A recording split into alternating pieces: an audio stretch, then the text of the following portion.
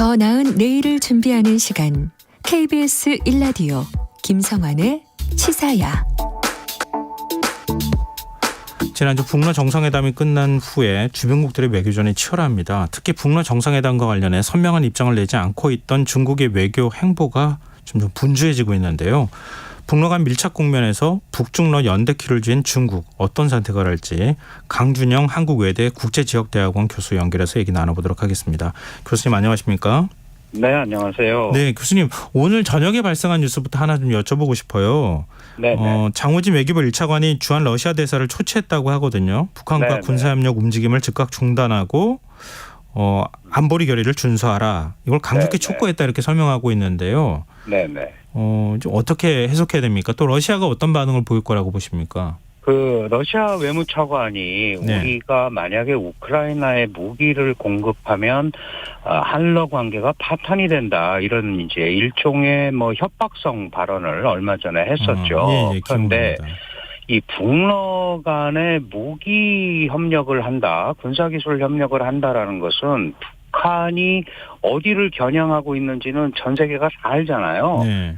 만약에 러시아가 북한과 군사기술 교류를 하는 것은 바로 북한이 제1의 공격 대상으로 삼고 있는 한국을 공격하기 위한 지원이거든요. 그렇게 된다면 사실 러시아는 한국의 첫 번째 적이 되는 겁니다. 예. 그러니까 이게 우크라이나 아직 되지도 않은 간접적인 이런 거를 가지고 얘기를 하는 상황인데 러시아와 북한이 만약에 실질적인 무기 거래를 한다는 거는 러시아가 한국의 주적이 되겠다는 거니까 이런 식으로 나간다면은 이거는 우리도 러시아를 적으로 삼을 수밖에 없다라는 얘기가 성립을 하는 거잖아요. 예. 그러니까 이 사안의 심각성을 러시아가 정확히 이해하고 안보리 결의라는 게 이미 1718호 제일 먼저 결의부터 북한과의 무기 거래가 금지되어 있는 겁니다. 네. 이미 2006년도부터.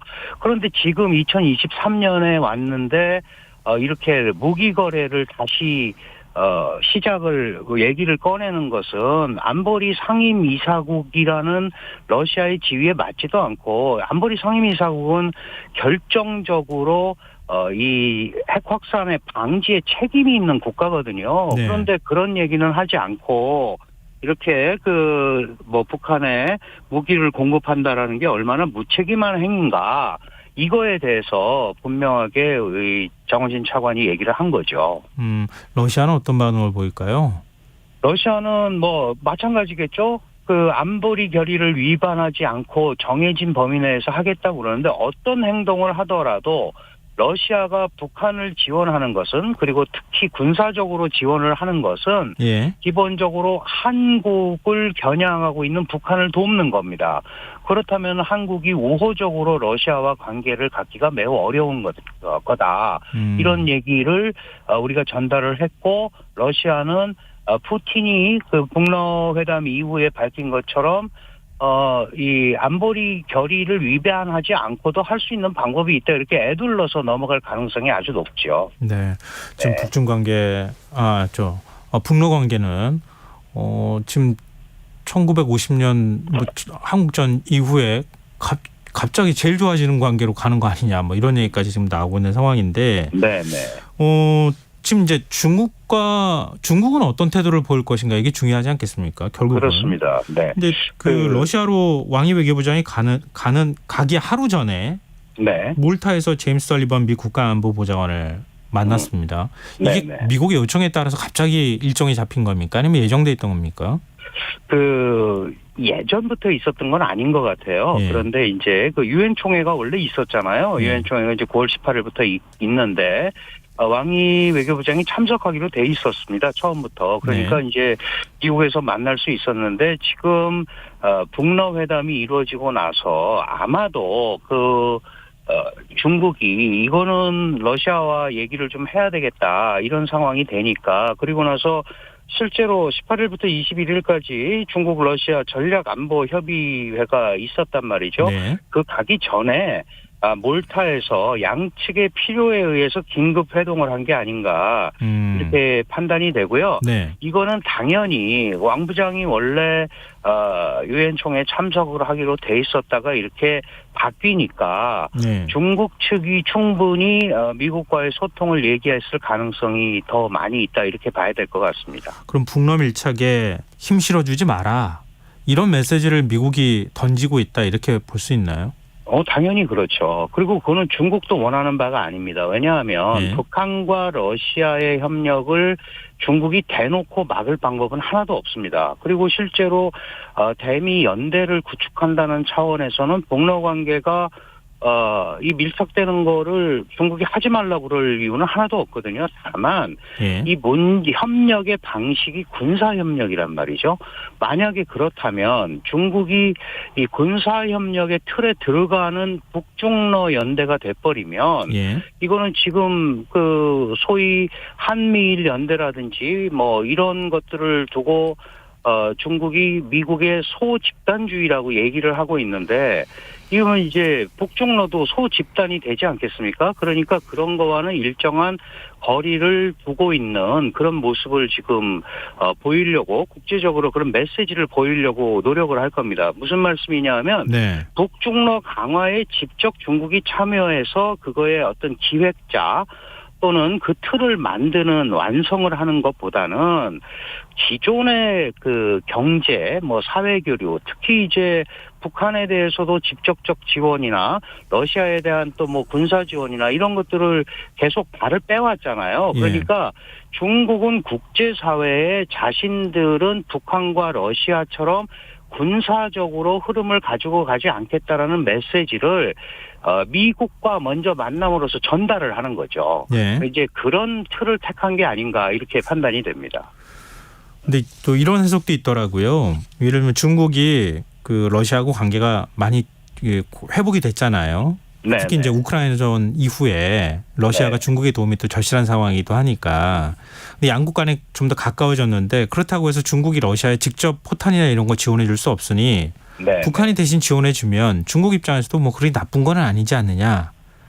중국하고 직접 북한하고 뭔가 거래가 이루어지지 않는다 하더라도 이런 해석에 대해서는 어떻게 보세요? 네, 그것도 전혀 그런 일이 벌어지지 말라는 법은 없죠. 그러나 다 이제 우리가 좀 한 발짝 더 들어가서 생각을 해보면 지금 러시아는 침략자로서 국제사회의 제재를 받고 있고 북한은 이 핵 개발이나 이런 것들이 국제 규범과 NPT 탈퇴, IAEA 그 국제 원자력 기구의 소위 사찰도 받지 않으면서 독자적으로 지금 그 핵을 개발하고 있는 거거든요. 아주 쉽게 얘기하면 국제사회의 이단화 국가들이란 말이에요. 그런데 여기에 중국이 끼어들어서 그 이단화 국가들을 연합시키는 역할을 한다면 그거는 오히려 국제적으로 더 많은 지탄의 대상이 될 거기 때문에 설사 그런 게 있더라도 중국이 지금 상황에서 북한을 이용해서 뭘 하는 거는 굉장히 쉽지 않은 노릇이다 이렇게 볼 수 있고요.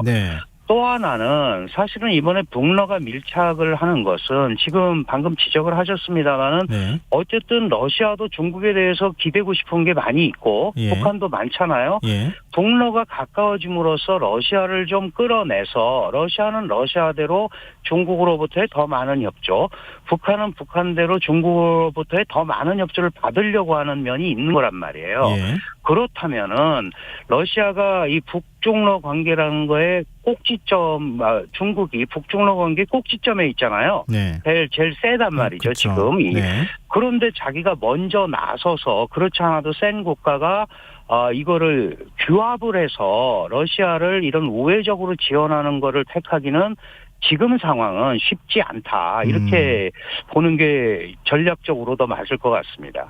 그러면은 둘 이런 식으로 관계가 지금 교류가 이루어지는 이런 그림이 될 것 같은데요. 그렇습니다. 근데 러시아하고 북한의 관계를 보면 미국은 지금 무기 거래가 있다고 보는 거잖아요. 근데 러시아하고 북한은 군사협력과 위성 프로그램 지원에 관해서만 얘기 나눴다 이렇게 지금 얘기를 하고 있는 거고.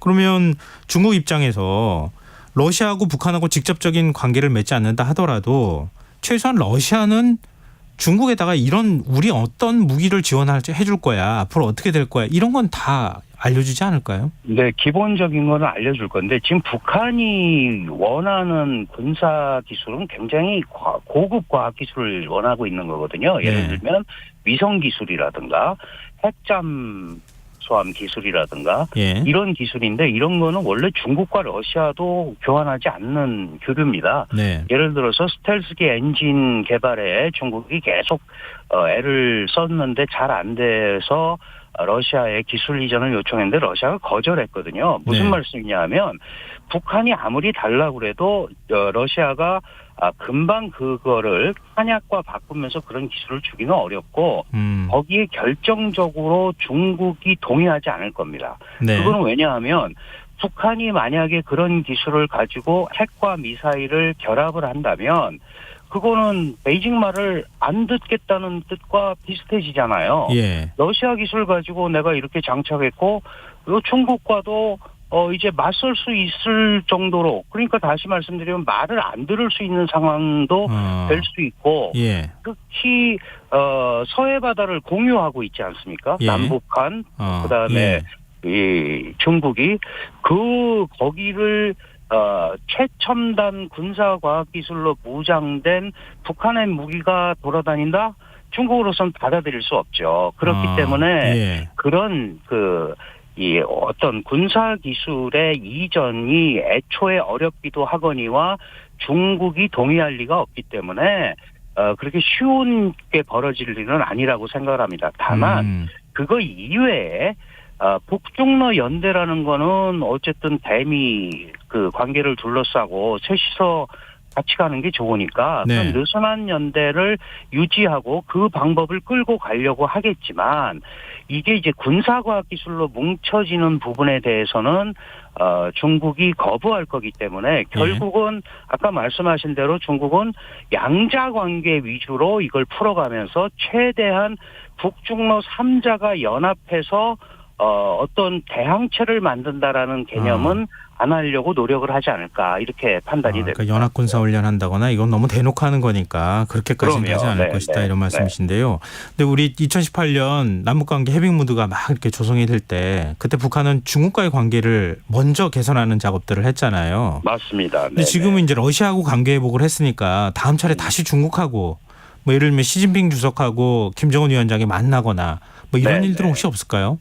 그런 거를 추구를 하려고 하겠죠. 왜냐하면 북한 입장에서는 북중러의 강력한 연대가 대미 항쟁 고리를 만들 수 있고 그리고 그게 북한의 핵과 미사일 보유의 근본적인 버팀목이 되는 거거든요. 네. 그러니까 소위 우리가 얘기하는 신냉전 구도를 만들려고 굉장히 애를 쓸 거예요. 예. 그런데 문제는 중국은 지금 경제도 그렇고 소위 글로벌 밸류 체인에서 이 소위 국제 공급망에서 중국이 차지하는 게 한 40% 정도 되고 예. 또 미국에 계속 압박을 받고 있는데 이렇게 계속 가면은 중국 경제가 굉장히 어려워진단 말이죠. 예. 결국은 미국과의 안정적인 관계를 관리해야 되기 때문에 설사 시진핑과 김정은의 회담이 이루어지더라도 예. 북한의 의도대로 가도록 중국이 북한 말을 듣기는 굉장히 어렵다. 저는 그렇게 판단을 합니다.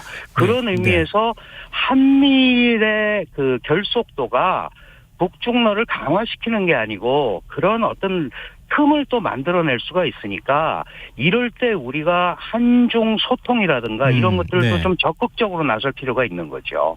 네. 뭐 끝으로 그 질문을 사실 드리고 싶었는데 지금 한미일이 더 결속력이 높아지니까 북중러가 자꾸 움직이잖아요. 네네네. 그것도 사실 우리한테는 그렇게 썩 좋은 현상이라고 볼 수는 없는 거 아닙니까? 그렇습니다. 우리는 끊임없이 그 양자 사이에서 중국하고도 그렇고 러시아하고도 그렇고 관계를 개선하려고 노력한다거나 외교적 노력을 계속 해야 되는 거 아닌가요? 네, 당연히 그렇습니다. 그리고 특히 조금 전에 말씀드렸습니다마는 북한은 어떻게든지 북중러 3자 틀을 가지고 이제 소위 대항구도를 만들어야 북한의 핵 보유가 정당화된다고 생각을 하고 있단 말이죠. 그런데 중국은 그렇게 생각하고 있지 않는 거죠. 그래서 그런 의미에서 한중 간의 공간이 생길 수 있다고 판단이 되고요. 네. 그런 것들을 최대한 우리가 지금 그렇지 않아도 분위기가 좀 어쨌든 한중일 삼국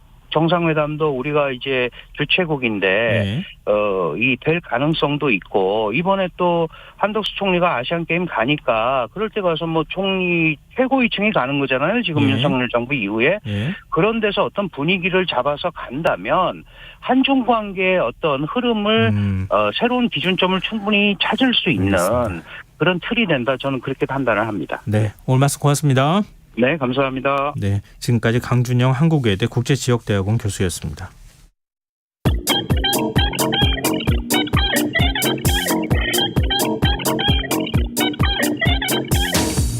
빅데이터로 인터넷에서 화제가 되고 있는 이슈 살펴보는 시간이죠. 이수다 김덕진 IT 커뮤니케이션 연구소 소장 스튜디오에 나와 계십니다. 안녕하세요. 네, 안녕하세요. 반갑습니다. 김덕진입니다. 네, 이번 주는 어떻게 뽑으셨습니까? 네, 이번 주 빅데이터